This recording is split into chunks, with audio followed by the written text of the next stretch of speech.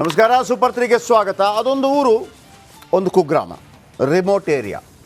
ಸಾಧಾರಣವಾಗಿ ಗಾಡಿ ಗಿಡಿ ಹಾಗೆಲ್ಲ ಅಷ್ಟು ಈಸಿಯಾಗಿ ಹೋಗೋಕ್ಕಾಗಲ್ಲ. ಅಲ್ಲಿ ಓರ್ವ ವಯಸ್ಸಾದ ತಾಯಿ, ಜೊತೆಗೆ ಆ ವಯಸ್ಸಾದ ತಾಯಿಗೆ ಒಂದು ರೀತಿಯಲ್ಲಿ ವಿಶೇಷ ಚೇತನ ಮಗ. ಇಬ್ಬರು ವಯಸ್ಕರೇ, ಎಲ್ಲ 50+, ತಾಯಿ ಒಂದು 70-80. ಯಾರು ಅಂದರೆ ಯಾರೂ ಇಲ್ಲ. ನಮ್ಮಲ್ಲಿ ನೋಡಿ ಹೆಂಗಿದ್ದೀವಿ ನಾವು. ನೀವು ಪಾರ್ಟಿ ವಿಚಾರಕ್ಕೆ ಬನ್ನಿ, ಜನ ಓಡೋಡಿ ಬರ್ತಾರೆ. ಧರ್ಮದ ವಿಚಾರಕ್ಕೆ ಬನ್ನಿ, ಜನ ಓಡೋಡಿ ಬರ್ತಾರೆ. ಆದರೆ ಮಾನವೀಯತೆ ವಿಚಾರ ಬಂದಾಗ ಯಾರೂ ಬರಲ್ಲ. ಹಾಗಂತ ಸುಮ್ಮನಿದ್ದು ನೋಡಿದ್ರಾ ನೀವು ಹೋಗಿಲ್ಲ ನಾವು ಹೋಗಿಲ್ಲ ಅಂತ ಕೂತ್ಕೊಳ್ಳೋಕ್ಕೆ ಇದು ಬೇರೆ ಚಾನಲ್ ಅಲ್ಲ. ಇದು ರಿಪಬ್ಲಿಕ್ ಕನ್ನಡದ ಸೂಪರ್ 3 ಮಡಿಕೇರಿಯ. ಆಮೇಲೆ ನಿಮ್ಗೆ ಭಾಳ ಆಶ್ಚರ್ಯ ಆಗ್ಬೋದು. ಸಾಧಾರಣವಾಗಿ ಬೇರೆ ಯಾವುದೋ ಸ್ಟೋರಿ ಮಾಡುವಾಗ ಅದಕ್ಕಿಷ್ಟೋ ಟೈಮ್ ಆಯ್ತಂತೆ, ಹಾಗಲ್ಲ. ರಿಪಬ್ಲಿಕ್ ಕನ್ನಡದ ಸೂಪರ್ 3ಯಲ್ಲಿ ಒಮ್ಮೆ ಸುದ್ದಿ ಪ್ರಸಾರ ಆಯಿತು ಅಂತಂದರೆ ಸಾಕು. ಮೊನ್ನೆ ನನಗೆ ತುಂಬ ಜನ ಸಿಕ್ಕಿದ್ರು. ಅವರೊಂದು ಮಾತನ್ನು ಹೇಳ್ತಾ ಇದ್ರು, ನಿಮ್ಮ ವೇದಿಕೆಗೆ ಆ ಸುದ್ದಿ ಬಂದರೆ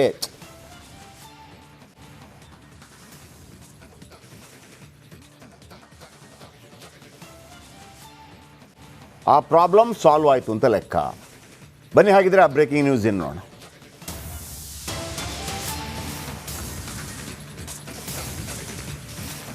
ಅಮ್ಮ ಮಗನ ಕಷ್ಟಕ್ಕೆ ಮಿಡಿದ ಕರುನಾಡು, ಬಂತು ಹಣದ ನೆರವು. ರೇಷನ್ ಕಿಟ್ ಸೂಪರ್ 3 ವರದಿ ಆಗ್ತಾ ಇದ್ದಾಗೆ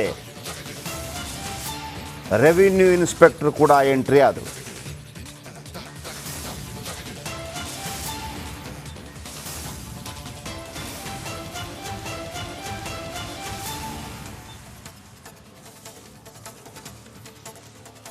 ಅದು RI ಎಂಟ್ರಿ ಅಂದರೆ ಯಾವನಿಗೆ ಅರ್ಥ ಆಗುತ್ತೆ? Revenue inspector entry.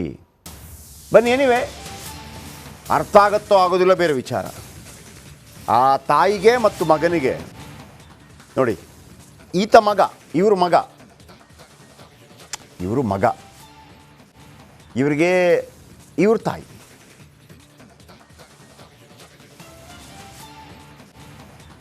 ಆಯಿತಾ? ಇವರೇನು ಕೇಳ್ತಾರೆ? ನಮಗೊಂದು ಸೈಟ್ ಕೊಡಿ ಅಂತ ಕೇಳಿದ್ರೆ ಇಲ್ಲ, ನಮಗೊಂದು ಫ್ರಿಜ್ ಕೊಡಿ ಅಂತ ಕೇಳಿದ್ರೆ ಇಲ್ಲ, ನಮಗೊಂದು TV ಕೊಡಿ ಅಂತ ಕೇಳಿದ್ರೆ ಇಲ್ಲ, ನಮಗೊಂದು ಕಾರ್ ಕೊಡಿ ಅಂತ ಕೇಳಿದರೆ ಇಲ್ಲ. ಮತ್ತೇನು ಕೇಳಿದ್ರು? ನೋಡೋಣಪ್ಪ, ಸರ್ಕಾರದಿಂದ ಬರಬೇಕಾದ 1500 ರೂಪಾಯಿ ಆ ಮಗನಿಗೆ ಬರ್ತಾ ಇಲ್ಲ ಅಂತೇಳಿ ತಾಯಿ. ಬಂದರೆ ಏನಾಗುತ್ತೆ? ಬೇರೇನು ಕೇಳಿಲ್ಲ, ತಮ್ಮ ಹಕ್ಕಿನ ದುಡ್ಡು ಬರಬೇಕು ಅಂತ ಕೇಳಿದರು. ಬಂದಿದ್ರೆ ಏನಾಗ್ತಿತ್ತು? ಒಂದು ಅನ್ನ ಅದೆಲ್ಲ ಕ್ಲೀನಾಗಿ ಮಾಡ್ಬೋದಾಗಿತ್ತು. ಆದರೆ ಯಾವಾಗ ರಿಪಬ್ಲಿಕ್ ಕನ್ನಡದಲ್ಲಿ ಸುದ್ದಿ ಬಂತು, ನಮಗೊಂದು ಖುಷಿ ಇದೆ. ಏನು ಗೊತ್ತಾ? ನಾವು ಮಾಡೋ ಸುದ್ದಿ, ಆಮೇಲೆ ಅದನ್ನು ಉಳಿಸ್ಕೊಂಡಿದ್ದೀವಿ ನಾವು. ಆ ಕ್ರೆಡಿಬಿಲಿಟಿ, ಆ ವಿಶ್ವಾಸಾರ್ಹತೆಯನ್ನು ಜನ ನಂಬಿದ್ದಾರೆ. ಆ ನಂಬಿದ್ದನ್ನು ನಾವು ಉಳಿಸ್ಕೊಂಡಿದ್ದೀವಿ. ಇಲ್ಲ, ಇವರು ಸುಮ್ಮನೆ ಸುದ್ದಿ ಮಾಡೋದಿಲ್ಲ. ಸುದ್ದಿ ಮಾಡಿದರೆ ನಾವು ಕೊಟ್ಟದ್ದು ಅವರಿಗೆ ತಲುಪ್ತದೆ ಅಂತೇಳಿ. ನೋಡಿ, ಈ ಸುದ್ದಿ ಆಯ್ತಲ್ಲ, ಸುದ್ದಿ ಆದ ನಂತರ ಏನಾಗಿರ್ಬೋದು ಹೇಳಿ? ಚೂಮಂತರ ಕಾಳಿ. ಬನ್ನಿ, ಆ ಖುಷಿ ವಿಚಾರ ನಿಮ್ಮ ಜೊತೆ ಹಂಚ್ಕೋತೀನಿ ನೋಡಿ.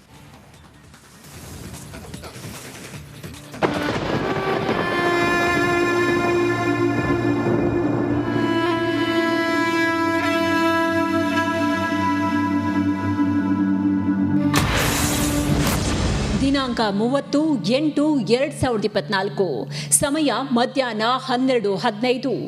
ಅಮ್ಮ ಮಗ ಕಂಗಾಲಾಗಿದ್ರು.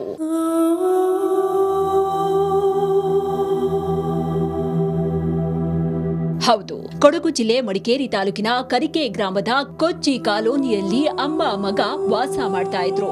ಮಗನಿಗೆ ಕಣ್ಣು ಕಾಣಲ್ಲ, 2 ಕಾಲುಗಳು ಸ್ವಾಧೀನ ಕಳ್ಕೊಂಡು ನಡೆಯಲಾಗದೆ ಮನೆಯೊಳಗೆ ಕುಳಿತುಕೊಳ್ಳುವ ಪರಿಸ್ಥಿತಿ ಇತ್ತು. ಮೊದಲು 1200 ರೂಪಾಯಿ ಪಿಂಚಣಿ ಬರ್ತಾ ಇತ್ತು.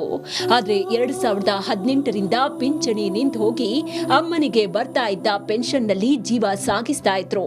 ಇವರ ನೆರವಿಗೆ ನಿಲ್ಲೋಣ ಅಂತ ಕರೆ ಕೊಟ್ವೆ. ಶಿವಕುಮಾರ್ ಸರ್, ನಮಸ್ತೆ. ನಮಸ್ತೆ ಸರ್.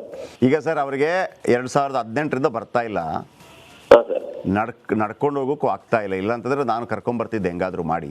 ಸರಿ ಸರ್, ಅವ್ನು ಪಿಂಚಣಿ ಒಂದು ಬರೋಂಗೆ ಮಾಡಬೇಕು ಸರ್ ಶಿವಕುಮಾರ್. ಸರಿ ಸರ್, ನಾನು ಹೋಗಿ ಮಾಡ್ತೇನೆ. ಥ್ಯಾಂಕ್ ಯು ಶಿವಕುಮಾರ್ ಅವರು, ಒಳ್ಳೆಯದಾಗಲಿ. ಹರಿದು ಬಂತು ಹಣದ ನೆರವು. ಸೂಪರ್ 3ಯಲ್ಲಿ ದಿನಸಿ ಪದಾರ್ಥ, ನಿಮ್ಮ ಕೈಲಾದಷ್ಟು ಸಹಾಯ ಮಾಡಿ ಅಂತ ಕರೆ ಕೊಟ್ವಿ. ಆಗ ನಾಡಿನ ಜನ ತಮ್ಮ ಕೈಲಾದಷ್ಟು ಹಣಕಾಸಿನ ನೆರವು ನೀಡಿದ್ರು. ಸುದ್ದಿ ವೈರಲ್ ಆಗ್ತಾ ಇದ್ದಂತೆ ಎಚ್ಚೆತ್ತ ಅಧಿಕಾರಿಗಳು ಸೂಪರ್ 3ಯಲ್ಲಿ ತಾಯಿ ಮಗನ ಸುದ್ದಿ ವೈರಲ್ ಆಗ್ತಾ ಇದ್ದಂತೆ ಅಧಿಕಾರಿಗಳು ಎಚ್ಚೆತ್ತರು. ಜಿಲ್ಲಾಧಿಕಾರಿ, ತಹಸೀಲ್ದಾರ್ ಸ್ಥಳೀಯ ಅಧಿಕಾರಿಗಳಿಗೆ ಕರೆ ಮಾಡಿ ಸಮಸ್ಯೆ ಕ್ಲಿಯರ್ ಮಾಡಿ ಅಂತ ತಿಳಿಸಿದ್ರು.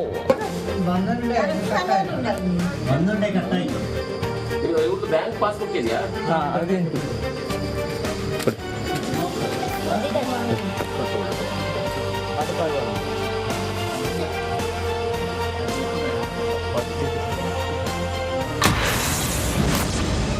ಆಫೀಸಿಗೆ ಬಂತು ವೀಲ್ ಚೇರ್.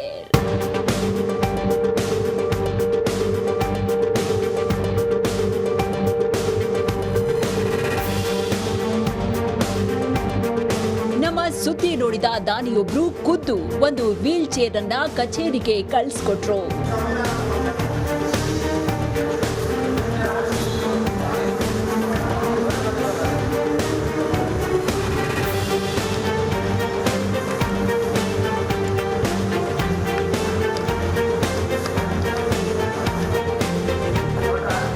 ಒಟ್ನಲ್ಲಿ ಸೂಪರ್ 3 ವರದಿಗೆ ಇಡೀ ಕರುನಾಡು ಸ್ಪಂದಿಸಿದೆ.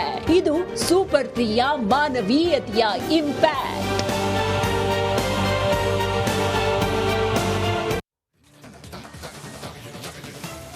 ಆಮೇಲೆ ಅಲ್ಲಿಗೆ ಅಕ್ಕಿ, ಒಂದು 10,000 ರೂಪಾಯಿ ದುಡ್ಡು, ಆಮೇಲೆ ವೀಲ್ ಚೇರು, ಆಮೇಲೆ ಅವರ 1,500 ರೂಪಾಯಿ ಪೆನ್ಷನು ಎಲ್ಲ ಬಂದಿದ್ದಾರೆ. ನಾನು 5 ದೃಶ್ಯಾವಳಿ ತೋರಿಸ್ತೀನಿ. ಆಮೇಲೆ ವೀಲ್ ಚೇರ್ ಕೊಟ್ಟವರು ಮತ್ತೊಂದು 20 kgನೂ ಕಳಿಸ್ಕೊಟ್ಟಿದ್ದಾರೆ. ಅವರು ಇಲ್ಲ ನಮ್ಮ ಹೆಸರು ಹೇಳ್ಬೇಡಿ, ಆ ಥರ ಬರುತ್ತೆ, ತುಂಬ ಬರುತ್ತೆ. ಆದರೆ ಒಂದು ನಾನಿರೋ ತನಕ ವೀಕ್ಷಕರು ಒಂದು ಹೇಳ್ತೀನಿ, ನೀವು ಕಳಿಸಿದ ಒಂದೊಂದು ರೂಪಾಯಿ ಸಮೇತ ಅವರಿಗೆ ತಲುಪೋ ತನಕ ನಾನು ಅದನ್ನು ವ್ಯವಸ್ಥೆ ಮಾಡಿರ್ತೇನೆ. ಅದು ನಾನು ಮತ್ತು ನೀವು ಮಾಡಿಕೊಂಡಿರುವಂಥ ಒಂದು ವಾಗ್ದಾನ. ಇನ್ನೂ ಮುಗಿದಿಲ್ಲ ಇದು ಕತೆ, ಆಯಿತಾ? ಇನ್ನೂ ಆಗಿಲ್ಲ. ಇದು ಹಿಂಗಾಗಿದೆ ಅಂತ ತೋರಿಸಿದ್ದೀನಿ ನಾನು ಅಷ್ಟೇ. ಅಲ್ಲಿಗೆ ರೇಷನ್ ಮತ್ತೊಂದು 5 ದೃಶ್ಯ ತೋರಿಸ್ತೀನಿ ಬನ್ನಿ. ಒಂದು ಅಮ್ಮ ಮಗನಿಗೆ ಜನರಿಂದ ಹಣದ ನೆರವು ಬರುತ್ತೆ. ಇದು ನಾವು ಏನು ಮಾಡಿದ್ವಿ ನೆನ್ನೆ ಹೇಳ್ಬಿಡ್ತೀನಿ ನಿಮಗೆ, ನಾನು ಕ್ಲಾರಿಟಿ ಕೊಟ್ಬಿಡ್ತೀನಿ. ಸಮ್ಟೈಮ್ಸ್ ಏನಾಗುತ್ತೆ, ಅವ್ರ ಹತ್ರ ಅಕೌಂಟ್ ಇಲ್ಲ, ಅವ್ರ ಹತ್ರ ನಂಬರ್ ಏನೂ ಇಲ್ಲ. ನಾವೇನು ಮಾಡಿದ್ವಿ, ಹಂಗೆ ಮಾಡಲ್ಲ ನಾವು ಸಾಧಾರಣವಾಗಿ, ಒಮ್ಮೊಮ್ಮೆ ಡಿಸಿಷನ್ ತೊಗೊಂಡ್ಬಿಡ್ತೀವಿ. ನಮ್ಮ ಅನುಕಾರ್ಯಪ್ಪ ಅವರ ನಂಬರ್ ಕೊಟ್ಟಿದ್ದೆ ನಾನು. ಅನುಕಾರ್ಯಪ್ಪ ಅವ್ರನ್ನ ಸಂಪರ್ಕ ಮಾಡಿ ಏನಾದರೂ ಇದ್ದರೆ ಅಂತ, ಅಂದರೆ ನನಗೇನಿತ್ತು ಅಂದರೆ ಏನಾದ್ರು ತಗೊಂಬರ್ತಾರೆ ಅಂತ. ಪಾಪ ಅವ್ರದ್ದು ರಿಮೋಟ್ ಏರಿಯಾ ಕಾರಣ, ಇಲ್ಲ ನಾವು ಹಂಗೆ ಮಾಡಲ್ಲ ಸರ್, ನಿಮ್ಮ ಹತ್ರ ಸ್ವಲ್ಪ ದುಡ್ಡು ಕೊಡ್ತೀವಿ, ಅವ್ರಿಗೆ ಕೊಡಿ ಅಂತೇಳಿ. ಸೊ ಆ ಎಲ್ಲ ಅಕೌಂಟ್ಗಳನ್ನು ನೋಡಿಬಿಟ್ಟು ಆ ಅಕೌಂಟ್ ಒಂದು 10,000 ರೂಪಾಯಿ ತನಕ ಆಗಿದೆ, ಅದನ್ನು ದುಡ್ಡು ನಾವು ಕೊಡ್ತೀವಿ. Number 1 okay. ಆಮೇಲೆ ಗ್ರಾಮಕ್ಕೆ ರೆವಿನ್ಯೂ ಇನ್ಸ್ಪೆಕ್ಟರ್ ಶಿವಕುಮಾರ್ ಮತ್ತು ಟೀಮ್ ಎಂಟ್ರಿ ಕೊಡುತ್ತೆ. ಅಲ್ಲಿ ಪಾಪ ತುಂಬ ವಾಸನೆ ಬರ್ತಿರ್ಬೋದು, ಅಲ್ಲಿ ಏನು ಕ್ಲಿನ್ಸಿನೆಸ್ ಇಲ್ಲ. ವಯಸ್ಸಾದವರು ಇದ್ದಾಗ ಹಂಗೆ ಗೊತ್ತಿರ್ತದೆ, ನಿಮಗೆಲ್ಲ ಗೊತ್ತಿರ್ಬೋದು. ಅದಕ್ಕೆ ಆದರೆ ನಮಗೊಂದು ಆಸೆ ಇದೆ, ಅದಕ್ಕೊಂದು ಪೇಂಟ್ ಹೊಡಿಸ್ಬೇಕು, ಅಲ್ಲೊಂದು ನೀಟ್ ಮಾಡಿಸ್ಬೇಕು. ಆಮೇಲೆ ಅವ್ರಿಗೆ ಸಾಧಾರಣವಾಗಿ ವೀಕ್ಷಕರೇ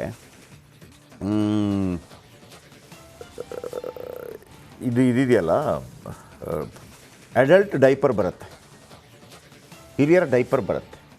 ಈ ಮೂತ್ರ ವಿಸರ್ಜನೆನೋ ಮತ್ತೊಂದು ಅಲ್ಲಲ್ಲೇ ಮಾಡೋ ಬದಲಾಗಿ ಡೈಪರ್ ಹಾಕ್ಕೊಂಡ್ಬಿಟ್ರೆ ನಿಮಗೆ ತೊಂದರೆ ಆಗೋದಿಲ್ಲ. ಕೆಲವರು ಡೈಪರ್ ಇದ್ರೂ ಒಂದು ದುಡ್ಡಲ್ಲಿ ಸ್ವಲ್ಪ ತೆಗೆಸ್ಕೊಡ್ತೀವಿ. ಆಮೇಲೆ ಅಕ್ಕಿ ತಂದು ಕೊಟ್ಟಿದ್ದಾರೆ. ಆಮೇಲೆ ರೆವಿನ್ಯೂ ಇನ್ಸ್ಪೆಕ್ಟರ್ ಶಿವಕುಮಾರ್ ಅವರು ಕೂಡ ಹಣ ಕೊಟ್ಟಿದ್ದಾರೆ, ಸ್ವಲ್ಪ ಹಣ ಸಹಾಯ ಮಾಡಿದ್ದಾರೆ. ಇನ್ನು 1 ವಾರದಲ್ಲಿ ಪ್ರತಿ ತಿಂಗಳು ಅವರಿಗೆ 1,500 ರೂಪಾಯಿ ಬರುತ್ತೆ. ಓಕೆ, ನೆಕ್ಸ್ಟು ದೃಶ್ಯ ನಂಬರ್ 4. ಆಮೇಲೆ ಅಧಿಕಾರಿಗಳು ಕೂಡ ರೇಷನ್ ಕಿಟ್ ಕೊಟ್ಟಿದ್ದಾರೆ, ಪಾಪ ಸುಳ್ಳು ಹೇಳಬಾರ್ದು. ಆಮೇಲೆ ತುಂಬ ರಿಮೋಟ್ ಏರಿಯಾ ರೀ ಅದು. ಓಕೆ, ಅಧಿಕಾರಿಗಳೇ ಕೊಡ್ತಾರೆ. ಆಮೇಲೆ ನೋಡಿ ದೃಶ್ಯ 5, ರಿಪಬ್ಲಿಕ್ ಕನ್ನಡ ಆಫೀಸ್ಗೆ ವೀಲ್ ಚೇರ್ ಬರುತ್ತೆ. ಇವರು ಯಾರು ಕೊಟ್ಟಿದ್ದು ಅಂತ ನನಗೆ ಗೊತ್ತಿದೆ, ಇವರು ಯಾರು ಕೊಟ್ಟಿದ್ದು ಅಂತ ಒಂದು. ಆಮೇಲೆ ಇದನ್ನು ಕೊಟ್ಟಿರೋದು ಒಬ್ಬರು ಮಹಿಳೆ. ಈಗಲೂ ಆಫೀಸವ್ರಿಗೆ ತುಂಬ ಜನ ಗೊತ್ತಿಲ್ಲ ಇದು ಯಾರಪ್ಪ ಅಂತೇಳಿ. ಒಬ್ಬರು ಮಹಿಳೆ ಕೊಟ್ಟಿರೋದು. ಆಮೇಲೆ ವಿಶೇಷ ಏನಪ್ಪ ಅಂತಂದರೆ ಆ ಮಹಿಳೆ ನಮ್ಮ ಆಫೀಸಲ್ಲೇ ಇದ್ದಾರೆ, ನಮ್ಮ ಆಫೀಸಲ್ಲೇ ಇದ್ದಾರೆ. ಹೇಳ್ಬೇಡಿ ಶೆಟ್ರೆ ಅಂತೇಳಿ ಕೊಡಿಸಿದ್ದಾರೆ, ಇರಲಿ.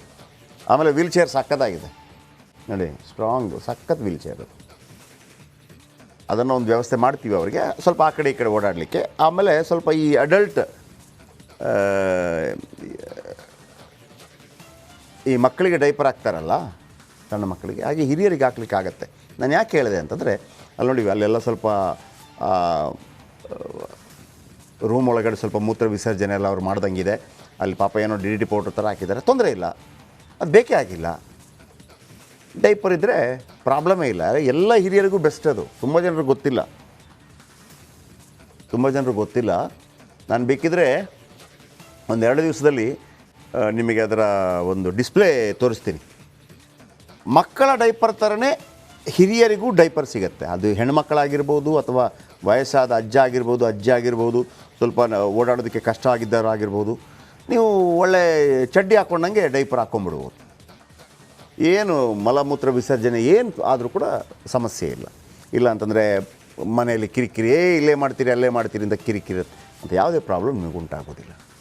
ಅಲ್ಲಿ ಬಿದ್ದಾರೆ ನೋಡಿ ಅವ್ರಿಗೆ ಅದನ್ನು ಹೆಂಗೆ ಮಾಡಬೇಕು ಅಂತ ಗೊತ್ತಾಗ್ತಾರೆ. ಒಂದು ಡೈಪರ್ ಹಾಕಿಬಿಟ್ರೆ, ಸ್ನಾನ ಮಾಡಿಸೋದು ಡೈಪರ್ ಹಾಕಿಬಿಟ್ರೆ ಏನು ತೊಂದರೆ ಇಲ್ಲ. ಸ್ವಲ್ಪ ಹೊತ್ತು ಲೇಟ್ ಆದರೂ ತೊಂದರೆ ಇಲ್ಲ.